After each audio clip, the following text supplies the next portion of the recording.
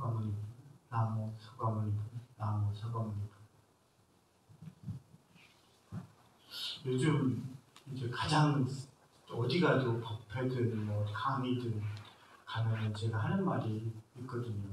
이 종교에 대한 가치를 갖다가 말씀드리고 굳이 불교 전 스님이기 때문에 그렇지만 그렇다 하더라도 뭐 굳이 불교를 갖고 얘기하는 건 아닙니다. 불교를 가지고 얘기하는 건 아니에요. 종교의 가치. 종교의 가치를 뭐라고 보셔요? 종교의 가치. 우리 가끔 그런 말 하잖아요. 여기서도, 여기 계시는 분들도 그런 분들이 있을지 모르겠는데, 저 사람은 어떻게 절에 다니는데 하는 짓은 왜 저 모양이냐. 이런 얘기를 하기도 하잖아요. 저 사람은 교회 다닌다는 사람인데 어떻게 저렇게 이렇게 행실이 그렇고 이러냐. 이렇게 얘기하잖아요. 그런 얘기도 하잖아요. 특히 가끔. 종교의 가치는 뭐냐면은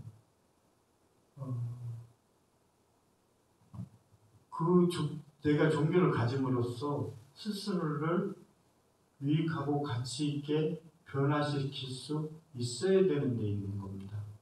이게로 어떤 사람이 종교를 가졌는데 하나도 변할 게 없다. 그냥 나는 뭐가 되기를 바라고 맨날 뭐 이루기를 바라고 소원 비는 데만 그친다. 그러면 그냥 장독대에다가 물 떠놓고 하면 되지. 종교를 가져. 안 그렇대요. 아니면 무당집에 가던가 그런 거. 이 종교를 갖는 가장 큰 의미는 스스로를 유익하고 가치 있고 건전하게 변화시키는 데 있어요. 그게 되지 않으면 바로 종교를 갖나. 제가 이 얘기를 하냐면 종교를 가져서 종교를 갖고도 유익하고 가치 있고 건전하게 변화시키려는 의지를 갖는 사람이 거의 없기 때문에 그래요. 종교를 수많은 사람들이 갖는단 말이에요. 절에도 많이 오고 다른 종교도 마찬가지예요. 자기 자신을 그렇게 변화시켜야 되는데 그걸 안 하고 있거든요. 그거에 대해서 굉장히 방일하게 생각하거든요. 그럼 뭐 그 종교가 무슨 필요가 있어? 그렇잖아요. 지금 이 얘기 때문에 불교가 한 단계 올라가는 겁니다. 지금 제가 말씀드린 것 때문에. 왜? 다른 종교들은 다 수직적이잖아요. 그래서 너는 복종해야 되고 뭐 해야 되고 이러는 건 종교들이잖아요. 다 다른 종교들은. 근데 불교는 아니거든요. 불교는 자각하는 거거든요. 자각. 그 면에서 달라요. 나의 주인은 누구겠어요? 나거든요. 신이 아니거든요. 부처님도 아니거든요. 부처님이 나의 주인이 아니거든요. 근데 여타의 종교들은 마치 타의 대상이 나의 주인처럼 그렇게 되죠. 그런 면에서 조금 다르다고 볼 수 있어요. 하여튼 요즘 어디 가든 말씀드리고 싶은 게 바로 그거예요. 그거를 조금 허투루 생각하지 않나. 근데 우리가 불자가 되고 절에 다닌다라는 그것은 이 통해서 가장 깊게 생각해야 되는 것이 바로 그것이다. 사람을 고쳐 쓰는 것은 힘들다고 제가 말씀드렸을 거예요. 사람을 고쳐 쓸 수는 없습니다.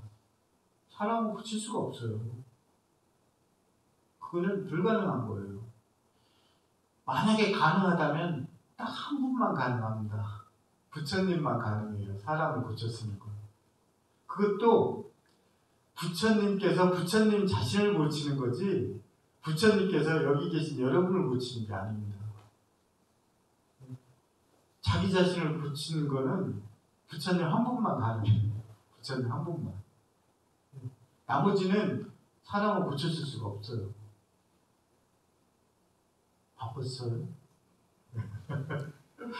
왜 그런지는 내가 자주 얘기 드렸을 거예요. 여기 와서 자주 얘기했을 겁니다. 물론 매 법회 때 이렇게 수도 없이 얘기하지만 일단 왜 사람을 고쳤을 수 없냐면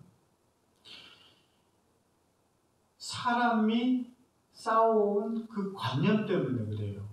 그 모든 사람들이 쌓아온 그 관념 때문에 그래요. 그 관념을 없애지 않으면 안 고쳐져요, 사람은. 그 관념이라는 건 뭐냐면 내가 살아온 세월을 얘기하는 거예요. 내가 살아온 세월을 통해서 세월 동안 있었던 그 모든 일들을 통해서 그리고 그것을 통한 감흥 이런 것들이 쌓여서 이 관념을 이루기 때문에 그래요.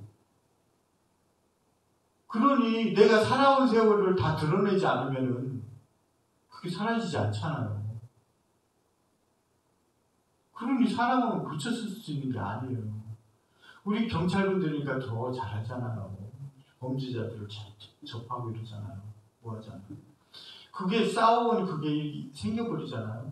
힘들어요. 그거는 불가능해요. 다만 우리 이 교정이라든가 특히 이런 데에서도 이걸 알아야 돼요. 이 이제 법제위원회라든가 아니면은 교정 관련돼서 또 경찰분들도 그거를 알아야 됩니다. 우리 경찰들도 다시 접하잖아요. 이 어떤 사건들의 그 빌미를 남겨둬가지고 그게 나중에는 이 범죄로 벌어지게 되는 경우가 있잖아요. 그런 것들이 생겨버리잖아요. 이 마치 그런 것처럼 그 여지가 그걸 만들게 되거든요. 근데 그럼 사람한테는 왜 이게 지금 법회가 왜 필요한가? 변화할 여지가 있기 때문에 그래요. 내 앞에 차가 덤프트럭이 달려오고 있으면은 여기 아마 가만히 있을 분 없을 겁니다. 내 앞에 덤프트럭이 눈앞에 다가오고 있어. 무조건 피하려고 할 겁니다, 다. 네? 마치 그런 것 같아요. 내가 그런 얘기를 여기에서 이 자리에서 그 얘기 했던 것 같아요, 저번에. 몇 달 전에. 네? 사이코패스나 소시오패스가 여기 있잖아요. 네? 그런데요, 이 옆에 채용만이 있으면 시비 못 겁니다. 무서워서. 채용만이 옆에 있잖아요. 채용만한테 시비 못 걸어요. 무서워서. 네? 설령 건다 하더라도 내가 얘를 어떻게 이겨볼 수 있겠다는 생각 때문에 거는 거예요. 절대로 못 겁니다. 그래서 우리 부처님의 가르침이라든가 여기서 듣는 법회에서 듣는 제가 하는 얘기가 그 조건이 되기를 바라는 거예요. 여러분들한테. 그래서 그 조건을 통해서 여러분들이 변화하길 바라는 거예요. 좀 더 유익하고 가치 있고 슬기롭게 변화해야 되기를 바라는 거예요. 그걸 조건으로 삼아서. 근데 내가 한 얘기가 그냥 기억이라든가 단순히 이 순간의 것으로 남아있다면 그것은 나를 변화시키지 못해요. 내가 그것을 실천으로 옮기고 행을 하고 혹은 내가 어떤 이제 상징적인 얘기를 했다면 거기에 대한 깊은 사유를 갖지 않으면은 안 바뀝니다. 조금도 안 바뀌어요.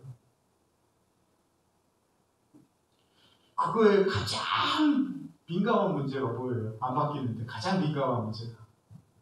네? 가장 민감한 문제가 뭐예요? 바뀌어서. 집안 식구들끼리 싸우는 문제. 이게 뭐 같아요?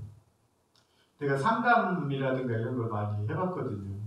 근데 거기에서 비롯되는 가장 민감한 문제가 정치더라고요. 정치.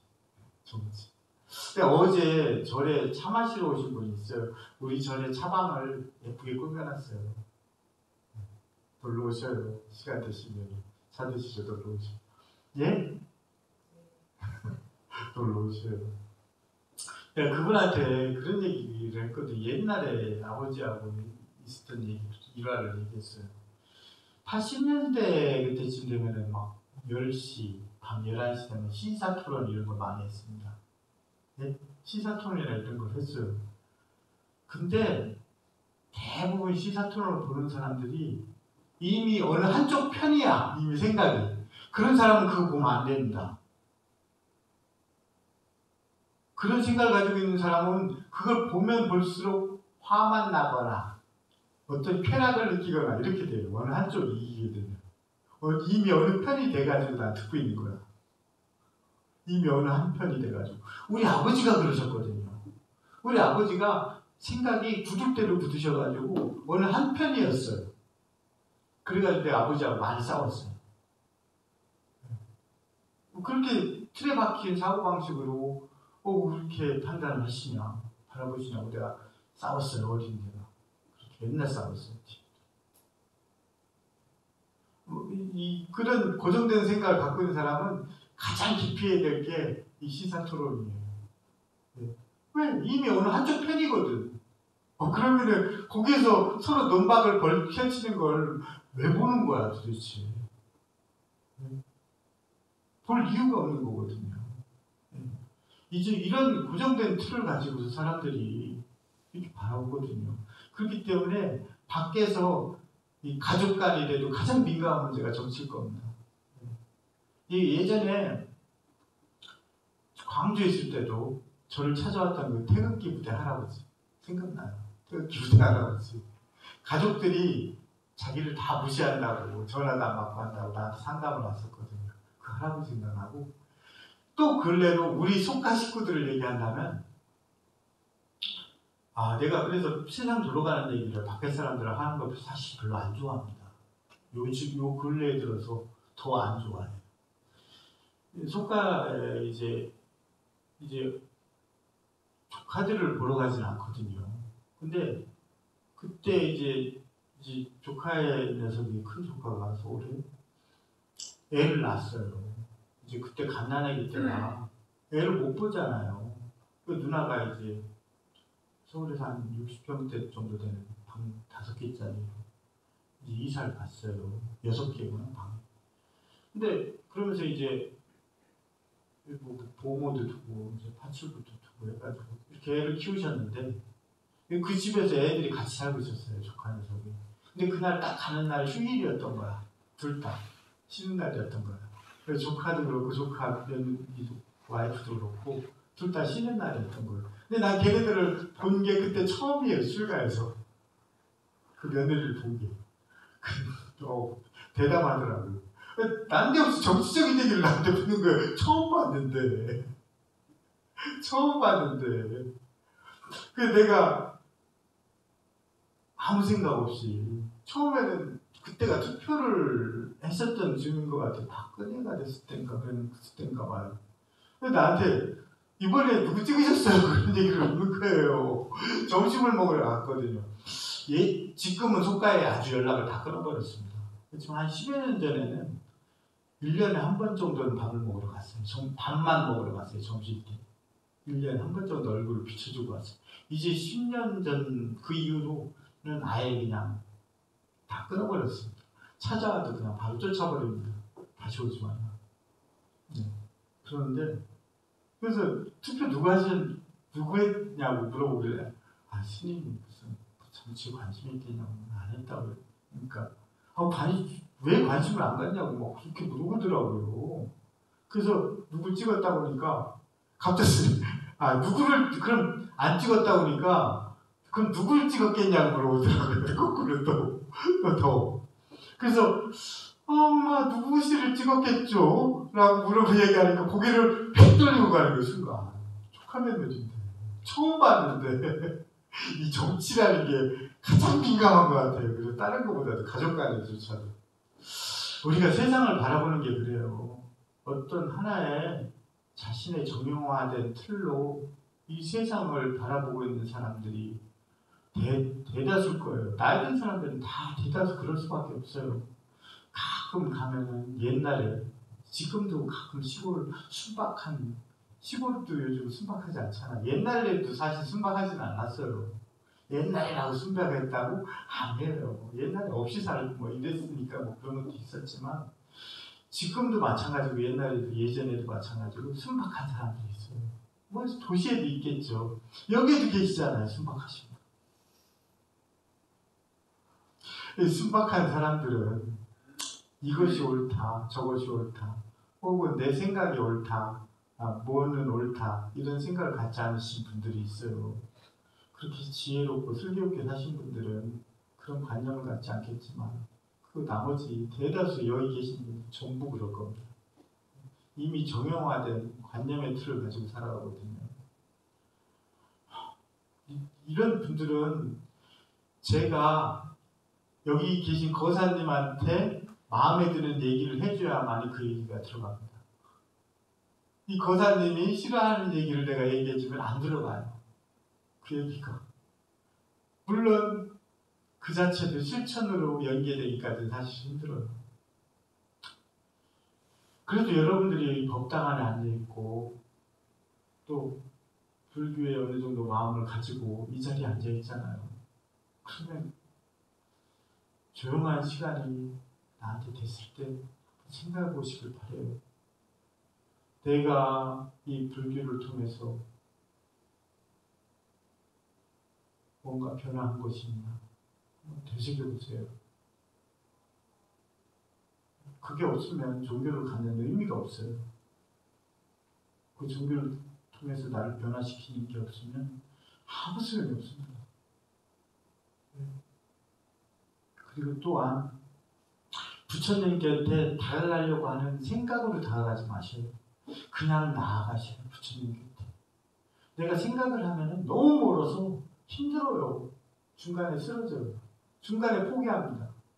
그러니까 우리가 얼떨결에 나이가 드는 것처럼 아무 생각 없이 나아가다 보면 어느 순간에 조금 가까워 있을 거예요. 부처님 곁에. 그러니까 굳이 나는 부처님 곁에 나아갈 거야 이런 정형화된 생각을 가지 마셔요. 그냥 나아가셔요. 그러기 위해서는 어떻게 해야 됩니까? 나에게 유익하고 가치 있고 뭐 그런 건전한 이 생각, 행동을 점점 더 늘려가야 됩니다. 처음에는 그게 스스로 안 나와요. 그게 이 마음 안에서 스스로 우러나지 않습니다.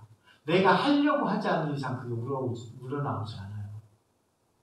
그래서 그것이 내 안에 습관이 되도록 만드셔야 돼요. 그것이 내 습관이 내 유익하고 말도 그렇잖아요. 저 같은 경우가 조금 말도 거칠게 하고 이러는 게 평상시 습관이 안 좋아서 그런 거잖아요. 생각이나 이런 게. 마치 이런 것처럼 이게 습관화되지 않으면 그렇게 되질 않아요. 나의 생각, 말, 행동 그 모든 것들이 정말 유익하고 가치 있고 건전한 방식으로 습관을 들들이십시오. 습관을. 그렇게 했을 때 부처님 곁에 조금씩 다가갈 수 있는 빌미가 돼요. 그게 되지 않고서는 내가 나아가려고 발을 옮겨봐야 우리 런닝머신에서 앞으로 나가는 것 같아요. 아무리 내딛어도 제자리입니다. 아니면 뒤로 꼬꾸라지죠. 너무 늦게 가면. 그렇죠? 꼬꾸라진단 말이에요.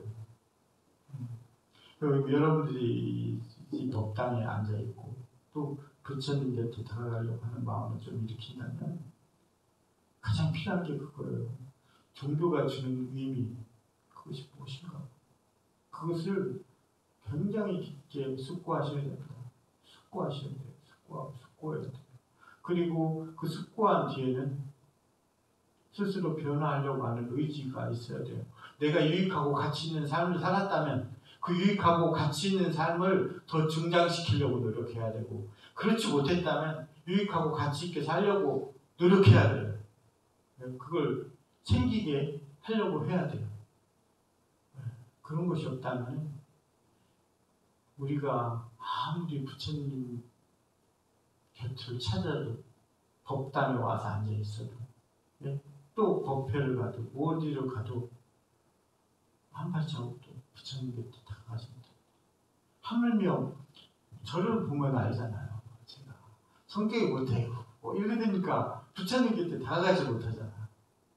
못한단 말이에요. 하물며 삭발여밀이를 해도 다가갈 수가 없단 말이에요. 그게 안 되면. 그래서 우리가 불교를 가졌다는 깊게 생각해야 됩니다. 그리고 간절함을 알아야 돼요. 가끔 어떤 난관에 떨어져서 막 이렇게 막 애타게 찾는 사람들은 이미 늦은 겁니다. 이미 그 사람들은 구제가 안 돼요. 여러분들이 평상시에 이런 삶을 살 때 그것을 갖지 않으면 여러분들은 그때가 늪에 빠져서는 구제될 수가 없어요. 이미 그때는 구제가 되기 힘들어요. 그 전에 언제 늪에 빠질 수도 있고 뭐 이렇지만 그 전에 내 몸 안에 내 생각 안에 그것이 습관으로 내 것으로 고착화 되었을 때에서야만이 내가 늪에 빠지더라도 슬기롭게 빠져나올 수 있고 슬기롭게 건너갈 수 있고 슬기롭게 헤쳐나올 수가 있어요. 그리고 부처님 곁에 조금이라도 다가갈 수가 있다. 그걸 꼭 말씀드리고 싶어요. 아주 간절하게. 왜? 간절하게. 왜? 이 법회 끝나면 다 까먹을 거거든. 이 법회 끝나면 다 까먹을 거거든. 그래가지고 내가 간절하게 좀 얘기 드려요. 예? 아셨죠? NDF. 예. 그래서 간절하게 말씀드립니다. 이 법회가 지나면 다시 아무 일도 없었던 것처럼 이 시간이 무의미하게 만들지 마시고 나에게 지나온 시간 그것을 고칠 수가 없잖아요. 하지만 지금 나한테 주어진 이 시간은 여러분들이 그 시간을 가치 있게 만들 때에서야 그걸 지나고 나서도 그걸 곱씹어 볼 때 가치 있는 시간이 되는 겁니다. 그렇지 않으면 아니야.